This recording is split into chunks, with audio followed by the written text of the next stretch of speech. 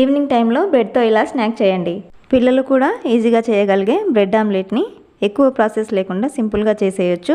ముందుగా ఒక గిన్నెలో సన్నగా కట్ చేసుకున్న ఉల్లిపాయ ముక్కల్ని, సన్నగా కట్ చేసుకున్న పచ్చిమిర్చి ముక్కల్ని, సన్నగా కట్ చేసుకున్న టమాటో ముక్కలు, కొంచెం కొత్తిమీర తరుగు, పావు టీ స్పూన్ పసుపు, అర టీ స్పూన్ కారం, అర టీ స్పూన్ ధనియాల పౌడర్, రుచికి తగినంత ఉప్పు, 1 టేబుల్ స్పూన్ వరకు ఆయిల్ వేసుకొని ఒకసారి మొత్తం అంతా బాగా కలుపుకోవాలి. తర్వాత 5 గుడ్లను తీసుకొని బ్రేక్ చేసుకొని వేసుకోవాలి.